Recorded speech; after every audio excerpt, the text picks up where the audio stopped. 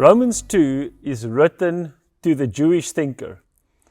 A lot of people have actually taken this mindset that Romans 2 talks about into their personal relationship with God, and it makes us feel unworthy and disqualified for God's goodness. I call Romans 2 the chapter of disqualification. And so in Romans 1, Paul spoke at the end of that chapter about the sins people do because of their fallen nature. And then in Romans 2, he says that those who judge those people that do those sins are just as guilty as the ones that actually do them.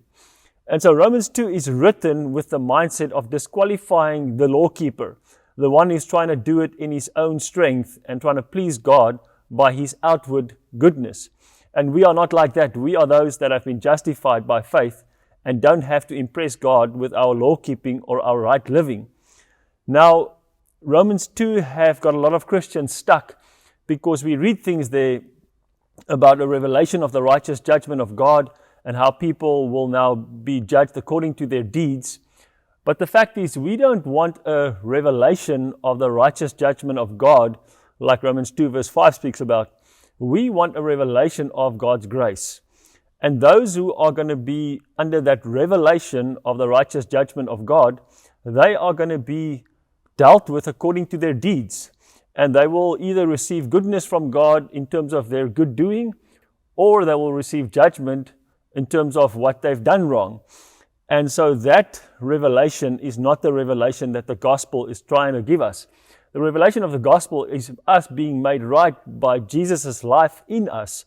And we need to learn how to focus on the inward life of Christ so that it can manifest on the outside.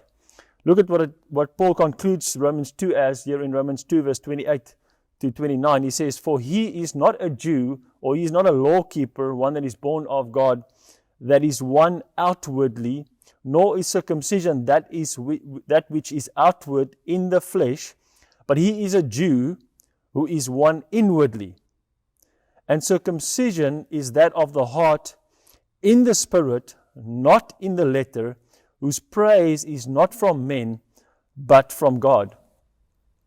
This is so powerful. He actually says that God praises those who have received the inward Jewish nation as their identity, meaning that Christ, that one Jew that kept the law on our behalf, have now become the new us on the inside, and he has fulfilled the law in us for those who believe and trust in his goodness instead of their own. And so we need to learn how to not disqualify ourselves through this chapter, but how to read it in the context of our righteousness imparted by faith compared to the righteousness that the Jews were trying to get by their law keeping. And so today, you don't have to keep the law, or you don't have to be good to get God's goodness. God's goodness comes to you because he praises you, because you have received Jesus as your very righteousness. Always remember, you are highly favored and deeply loved.